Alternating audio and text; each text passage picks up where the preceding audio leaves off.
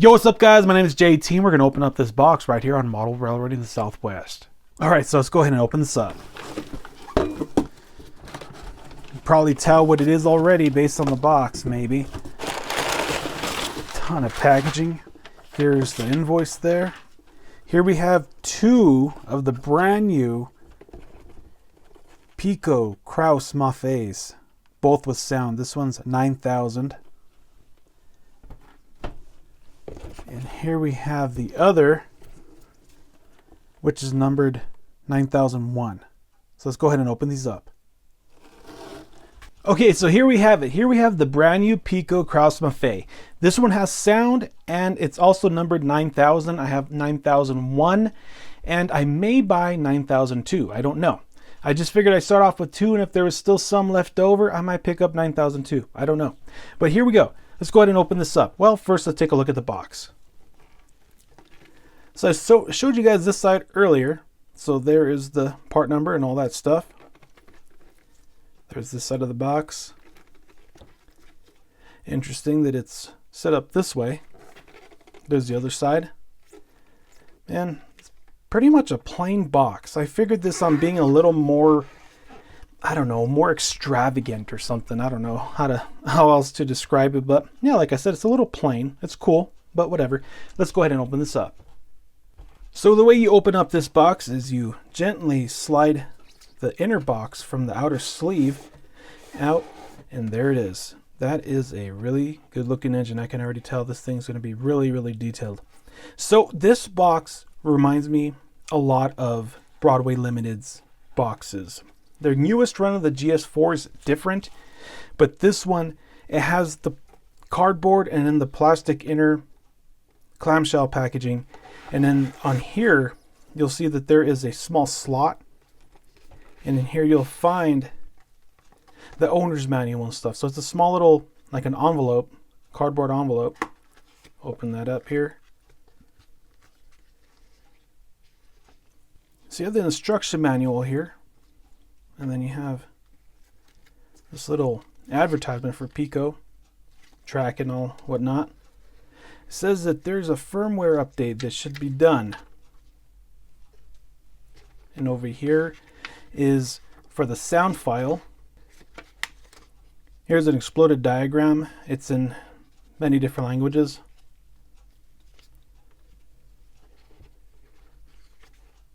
Here's another pamphlet for the sound decoder.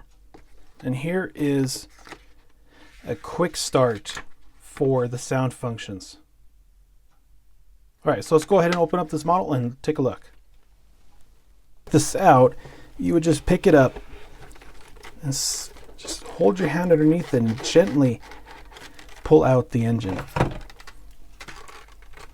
And you would just pull the sleeve off of it like typical packaging you'd find with scale trains and Athearn and other models.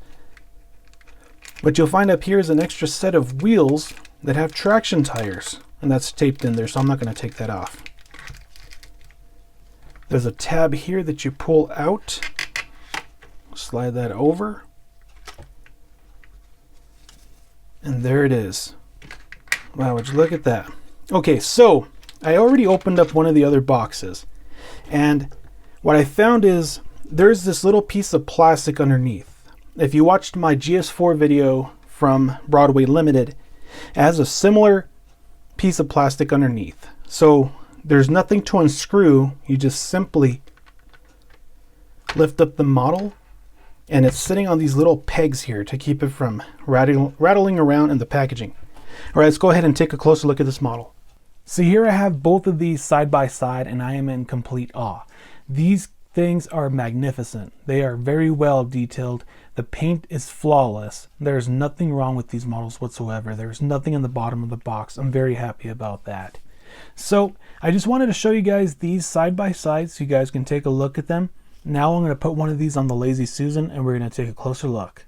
So here we have 9000. I'm only going to review one of them because 9001 is pretty much the same thing as this model except for a different road number. So if I did both, it'd be redundant. So here we have it. Let's go ahead and do a quick 360 and check it out. So when I was about 8 or 9 years old, I remember seeing these being made by, I think it was AHM, and they were thrown in train boxes and they were just sitting on the shelves. Nobody wanted them. And I figured, man, these things are ugly. Why would somebody want one of these? And I just thought it was really funny because fast forward a few years later, I saw a video on Eric's Train's YouTube channel where there is one of these released by Third Rail. And I watched that video and I completely fell in love with this engine. And I just thought it was really funny that, you know, years ago I thought these were so ugly, and now I think there's one of the coolest looking engines. It has such a unique look. It's unlike any other locomotive ever built, and I just think it's really such a unique engine. And I'm really glad that Pico released it in HO scale, because I was getting ready to track down an O scale version of this model, and I was going to probably pay a pretty penny for it because I wanted it so bad. But here we have it in HO scale, and it's really nice. So let's start off with the front of the locomotive. First thing I want to point out is the air horn. Very well casted. Seems like you could look right down into that trumpet. One thing I always say about a model is if the horn doesn't look good, kind of throws off the entire model. That's just my opinion. Next thing I want to point out is these separately applied windshield wipers. They are intricately done. They look great. Around the windshields, you'll find that there's some gasket detailing that just gives it more realism. The next thing you'll find is these intricately done lift rings right there, and also these nicely done grab irons. In the front, you'll find that there's the red gyro light. Down below is the white gyro light, and down below that one is the headlight. All of the lights on this model are LED, and they look very good. The next thing are the number boards. Those are lit as well, along with the marker lights. Those switch from white to red to green. There is no light leakage from the number boards. They look very good. Next thing are these receptacles right in front of the locomotive, and also there is a nicely done handle on the door. You'll see that the drop plate right here has some diamond plate finish on it. Looks good. Down below that, you'll find some more hoses, the coupler cut lever, and some air lines. Let's go ahead and take a look at the side. So looking at this portion of the model, I want to point out both the sun visor and the wind deflector. Those are both separately applied, and they look very good. If you look at the door, it's very well done, along with the door handle that seems like you can open up this door. There are some separately applied grab irons on either side of the door. Below the door and right over here underneath those grab irons, you'll find some steps. There's some detail on there that looks consistent with expanded metal. It looks very good. Over here you'll find that there's a builder's plate that looks very good under magnification. It's completely legible. The trucks are magnificent. They are very well done. There's a ton of detail, lots of spring detail and some braking detail. I'll show you a little bit later that all that detail does continue underneath the truck as well. Right behind the cab, you notice that there's this grill right there. It has a separately applied etched metal grill, and right behind it you can see that there's some more grill detailing behind that.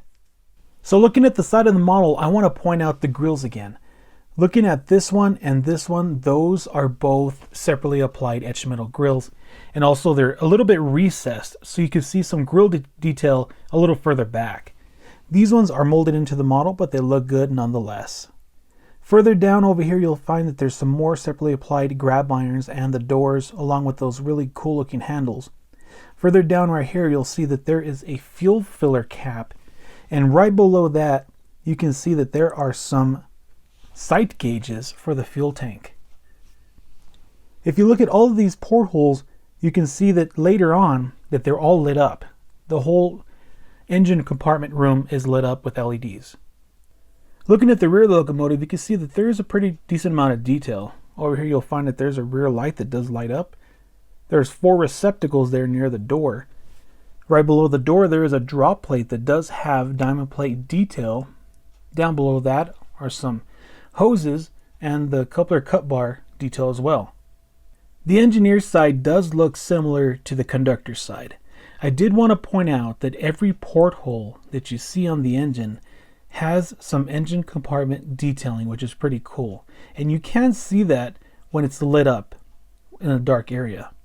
At this angle, you can see what I mean by the grills being a little bit recessed. You can see that right behind the grill is a little bit of like radiator detailing. Over here, you can kind of see what I'm talking about the detailing behind the portholes for the engine compartment. And from this angle, you can kind of see that the whole cab is fully detailed and it looks really good. Let's go ahead and try to take a look at that. So inside the cab, I want you to notice that there's a ton of detail in there. It's fully detailed. You can see that there's knobs and there's some switches, and also there's a couple of chairs in there. I will show you later that the gauge cluster on the control stand does light up, which is a really nice touch. It reminds me a lot of the Scale Train's Big Blow, where that gauge cluster lights up inside that cab. So let's go ahead and take a look at the roof. I think it's done pretty well. There's 6 radiator fans. They do move if you blow on them. Above those radiator fans, you'll see that there are some etched metal grills there, which look pretty good. There's 2 exhaust outlets, and over here there's some separately applied piping, as you can see right there. One of my favorite aspects about this engine in general are these 2 windows behind the cab. There's a couple of details here with some lift rings as well. Let's take a look at the bottom. I mentioned earlier that the truck detail continues underneath. You can see over here that there's a ton of detail on this truck and along this one as well.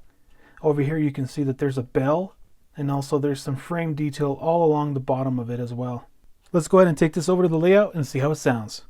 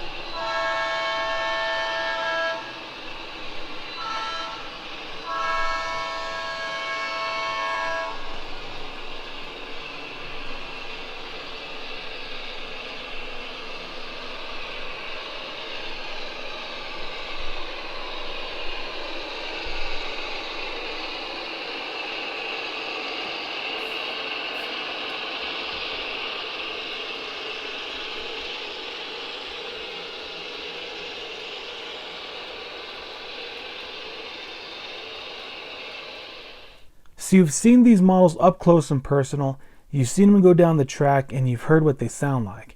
I'm sure you guys will agree that Pico most certainly knocked these out of the park. These are probably one of the best models that I've seen in quite a long time.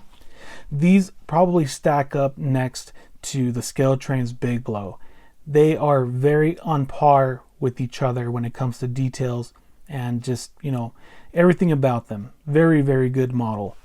The sound is impeccable. I love the way it sounds. The horn is crisp. Everything just sounds great. I didn't really even think of having to change any CV values. Typically with other models, I have to change the volume, change this, change that. This one, didn't even think about it. They were perfect volume out of the box. There's even that setting where you can change on the DCC controller where you can raise the volume up and down. I think that Pico did a great job on these models. I'm very, very happy with them. I'm glad I pre-ordered these. I would recommend these 10 times over. So if you're in the market for one of these and there's still some available, you should definitely pick some up because you will not be disappointed. Even if you get the DC model without the sound, they're just a great model in general. So that's pretty much it, guys. I hope you guys enjoyed the video. If you guys have any comments or questions, go ahead and put it down below. If you have something of a long comment, or if you want to send me something privately, send me an email. You'll find it on my YouTube channel. So that's pretty much it, guys. Talk to you later. Take care and keep it tuned the rails.